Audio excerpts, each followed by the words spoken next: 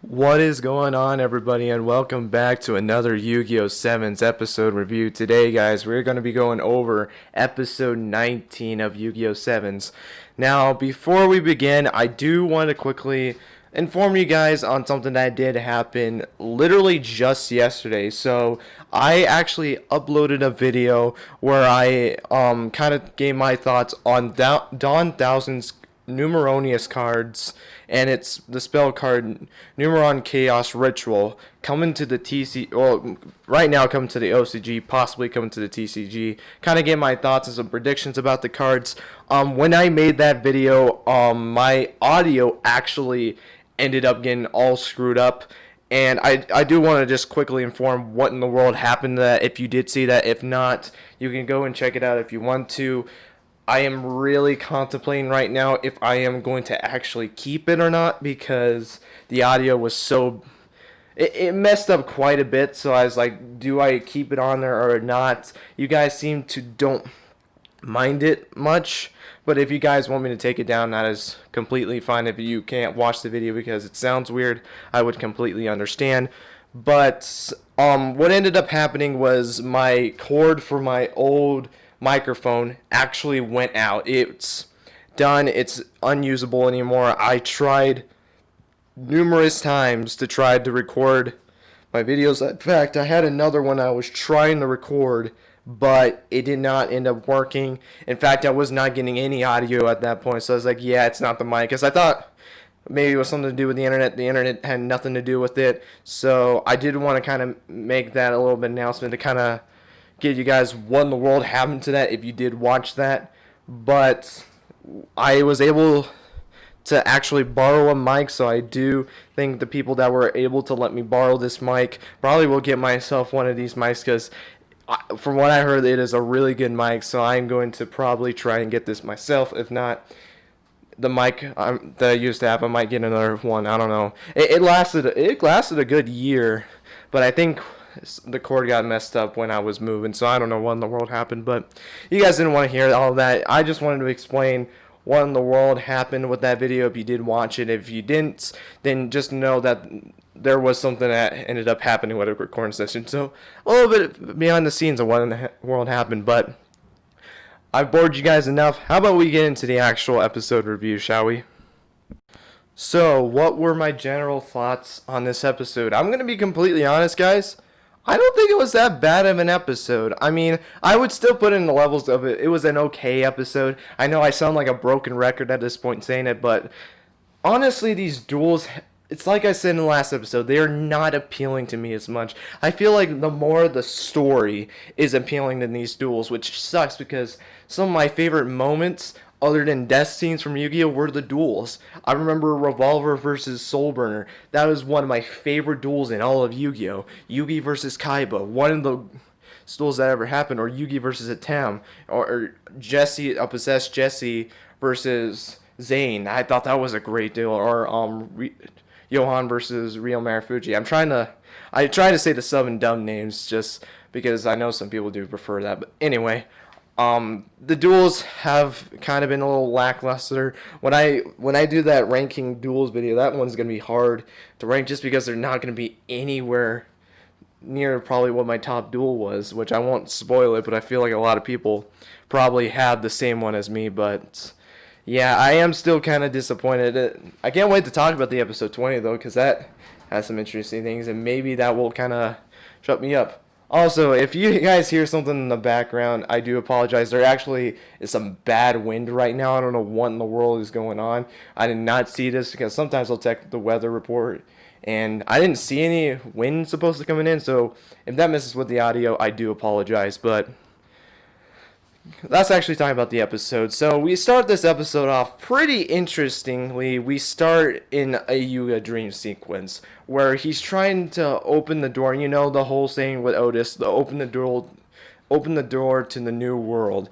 And when I saw this, because this was the literal first scene in the episode, immediate Zexal vibes kicked in, because he even starts talking about like he needs the key to open this door, and then you just see this big old mech like that dueling mech from episode 1 appearing out of nowhere, and he's saying like that is the key to opening this door to the new world as the robot kind of punches the door. It kind of reminds me of, like, you know, the old saying, and I'm gonna reference the dub for just a second because that's the only one I remember for Zexel. Like, I remembered like the doors, like, whoever can open this door can unlock a great new power, but no, with such a reward comes great risk. And when Yuma puts the key in there, that was what that entire scene reminded me of. Like when the robot punches the door, it kind of reminds me of when Yuma shoved his Emperor's key into the door and was able to open the door, and then that's when the numbers and all that kind of stuff happened. If you watch Zexel, you know what I'm talking about. But I think that was a really cool. Maybe you can consider it a reference. I don't, but I think that just really resembles Zexel in a lot of ways, which is ironic enough because Zexel World did come out for Duel Links, and I might do something on that. Actually, I haven't done anything for Duel Links, but maybe I'll review Zexel World. I don't know. But getting back on topic, we start after the opening cutscene, which it didn't change. Really am disappointed. We have not seen Neil in this entire opening, which I think there was a slight visual change. I don't think Creepot, I think it was the name of that Creepot. He summons it in this episode. I don't know how, I forgot about it. But yeah, it wasn't in there in the opening. It was some fairy monster. I don't know. I thought it was a Yuga card, which, by the way, Yuga did not use it. It probably was in an older duel. But anyway, episode starts off pretty interesting, and this whole episode was weird. I mean, I'm not surprised. I mean, the whole show's been weird so far. But Yuga was talking to the gang about wanting to build this robot because of his dream, talking about how he's going to open the door to the new world and all that stuff. And he even made the blueprints, and I will say though, I do not like Kaizo at all, really. He just felt like an annoying character to me. He was kind of like, oh, well, let me think of a character. I was just thinking of a character from the last series, Naoki from Brains. He was kind of an annoying character. Kaizo is kind of that same way. I know you Naoki fans and Kaizo fans are going to be really mad that I said that, but it's kind of true. They were kind of annoying. I'm going to not lie about that. But I feel like Kaizo really got mistreated this episode, because I remember when Yuga was showing them the blueprints, they were all in awe, and then you just see the little square of Kaizo, and I think he said it's like the cooling pack, I think is what he said he was, and Kaizo got so mad that he actually rode out of there. And remember, he's still the bicycle seat on this, which, of course, now I understand why they did a chair in this episode, because Yuga duels a chair. It's still weird to me that I had to say it. It's like, oh yeah, you remember that duel that Yuga had where he dueled that chair? I think they're trying to get in the GX weird, like season 1 weird vibes from that show. Because if you guys watched Yu-Gi-Oh! GX, that whole first season was weird. It was really, really weird. I mean, we had a dueling monkey, now we have a dueling massage chair. Let me be a little bit more specific.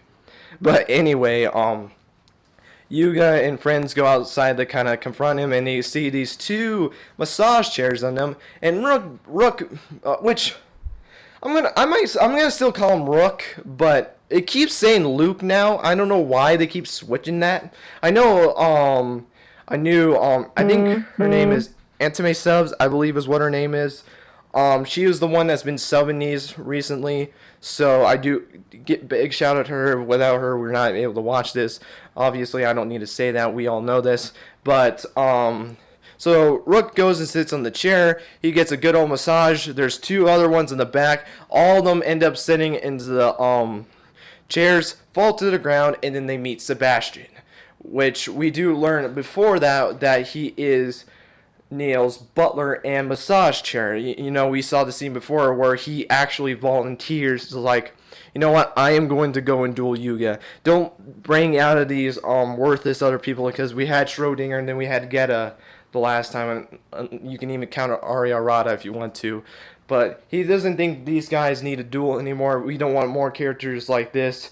He feels like he's worthy enough to duel, that he's able to actually put a stop to them, to get them down some of their losses, because remember, if they lose 6 times, they're done. Their accounts get deleted. There's no way for him to become the king. It's over. and he volunteers to do it, and Neil accepts it, and that's where we get into the whole conflict between Sebastian and Yuga, and then they get set the duel. And the duel itself, honestly, I'm gonna be honest. The duel, I will say though, was interesting because it was weird the backstory we got in this, because we actually got backstory on Sebastian, how he kind of was talking about like the evolution of chairs. I guess, you know, how they were made from wood, and then they started going to more technology and stuff like that, and then you got like the massage chairs, and which is kind of interesting. I don't know why. I guess that's a good way, but I don't know. But the duel itself, it was alright. Yuga starts his turn. He only summoned Dark Sorcerer, right? Dark and Light Sorcerer, and that Kariba monster. No, actually, no. Sebastian took the turn first. My bad. And I can't remember the archetype that he used. I think it was like Dwell Chairs is what I think they were called. They looked pretty menacing. I'm not gonna lie. Honestly, I didn't mind the deck. There were it was a bunch of 0 attack point monsters, kind of like how Omilo Yoshiro's deck was, where there was just 0 attack point monsters. In fact, his entire deck was 0 attack point monsters until he summoned, I think it was like the Throne of Darkness, and then he had like, I can't remember the name of the monster, but the monster he summoned, it was able to gain attack points equal to one of the monster's levels on his field. I think his chair was like level 7, so he was able to gain, no, it was level, was it level 7? He gained 4,000 attack points, and I think it was 200 attack points. I think it was level 8. So he was able to gain 4,000 attack points, and was actually able to get a direct attack because he activated a trap card after Yuga's turn, because he attacked with one of the he tribute summoned the Karibot to summon that wind monster. He goes and attacks, deals big damage, activates a trap, destroys all monsters on the field, which is a pretty powerful effect. And then he was able to summon back monsters, get those 2 monsters on the field. He goes for the direct attack. We think it's going to be over. Obviously, Yuga has a trap, which was able to lower his monster's attack points by 500, was able to survive with 500 attack points left. And what was interesting is that he starts to malfunction, and this is when this whole duel started to go crazy, was because after that, it goes to Yuga's turn. He plays that cat and another monster to get Sevens Road on the field, his ace monster. Then Sebastian activates 2 trap cards. The first trap card was able to, Yuga was able to draw cards equal to Sevens Road's attack points, or not attack points, equal to his level. So Yuga just draws 7 cards, which is an insane draw power, which I think will help in rush duel formats, because I think one of the benefits to rush duels is that you can draw 5 cards. If your hand is not 5, you draw until you have 5 cards in your hand. Now that Yuga has, he draws 7, and I think he had 2 left, so I think he had like 8 or 9 cards or something like that. I could have miscounted on that. I don't think he wasted his entire hand, but he basically had a full hand. And what that effect also, monsters with 0 attack points on his field were not allowed to attack, or were not allowed to be attacked, so Yuga could not basically attack. But to add more insult, and this is where the duel is like, what? He activates one more trap card, which is able to apparently grab Kaizo, which, mind you, he was making fun of Kaizo too. Like, he's talking about how he's like the mightiest chair that was ever created, and it's only meant for basically like a king of anything, really. I mean, he's the king of chairs from what he applies himself as, and the only ones he thinks is worthy was Neil, and then he thinks Yuga is worth that bicycle seat that he is, which I really did feel bad for Kaizo. I don't like him still as much, but I do feel where he's at, and I understand the groups with Kaizo, and I thought there was a funny exchange with Roman Gakuto and Rook. Like, well, actually, let me talk about that effect of that trap card. I think it was like Tower Gate or something like that. No, Chair Gate or something like that. I don't remember. He was able to grab Kaizo and all the cards in Yuga's hand. In fact, Sevens Road Magician also went up into there as well. And Yuga had to choose which one was the real Kaizo. If he guessed it correctly, was allowed to summon back Seven's Road Magician. If not, Seven's Road Magician returns to the hand, which... What?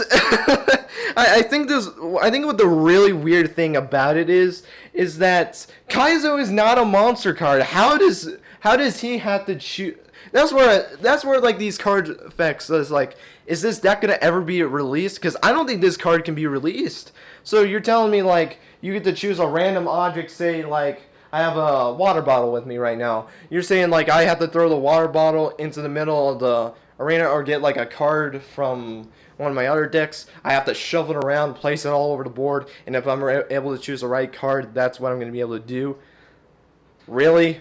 I mean, I know they've done some weird stuff before, but come on. I don't think that card's going to be released now, but you never know. I mean, they seem like they are releasing a lot of the cards that are shown in the duels, but that trap card was really interesting. I'll not lie about that. But Roman, Gakuto, and Rook were kind of giving a whole speech about Kaizo. What I think the funny thing was is like every time they would say their nice thing about Kaizo, they'd be like, for Roman it's like, right Gakuto, and then Gakuto would say something like, right Rook. Like they seemed like they were confused, like they were trying to get agreements like, right Rook. Like they were kind of like thinking about it. And it was like, yeah, you're gonna have to really think about it because he's annoying, but. You know, I do feel bad for him. At least these characters do care about them because there's some fans that do care about him. And honestly, that made me feel bad for Kaizo. At least that's where I like this show is because even though like we don't like the characters, they try to make the show really do love these characters. To show like, you know, these characters are important and it might make people like the characters a lot more. I have no idea what I just said, but. I don't know the best way to explain it, but getting back in points, Yuga agrees with Rook's statement. Is like he said something about Yuga is going to be able to choose the right one, and Yuga was able to find Kaizo. He was able to bring back Seven's Road Magician back onto his field. Sebastian is still freaking out.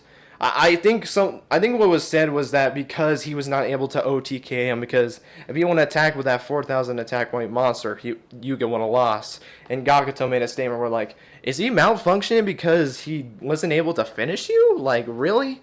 Because this was another like 4-turn duel, because it went Sebastian Yuga, and that was it in the duel.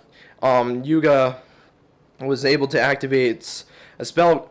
It was a road magic something. I can't remember what it was called. He had to send a water attribute monster to activate it, which was able to destroy. It wasn't able to destroy. It was able to return the monster back to Sebastian's hand. Then he was able to activate Elemental Road, gets 6 attributes in the graveyard, gets 3,900 attack points, able to go for a direct attack, beat Sebastian, and the duel is over. And yeah, that was basically the end of the duel. There wasn't really anything special. I know a lot of people from the people I talked about thought Yuga was gonna lose.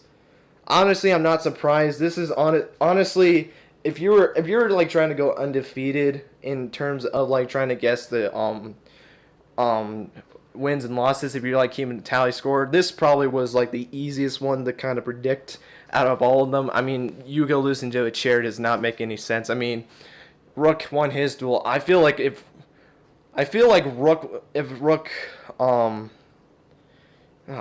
no, what was I going? No, Yuga won a loss. I was trying to find a way of how Yuga would lose.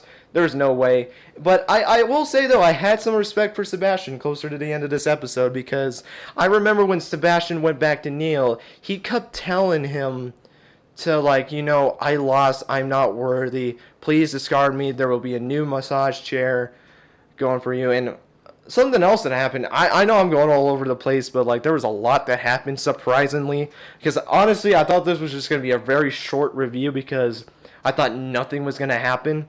Surprisingly enough, I was wrong, so not surprised. But Neil was like, you know what, no, I don't want a new chair.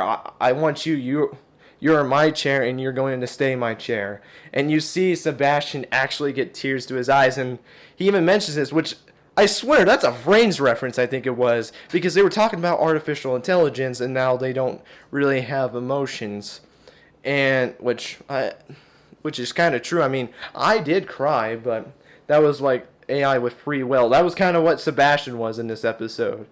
And that was really interesting. And you see Sebastian just crying. It's like, I don't remember this programming.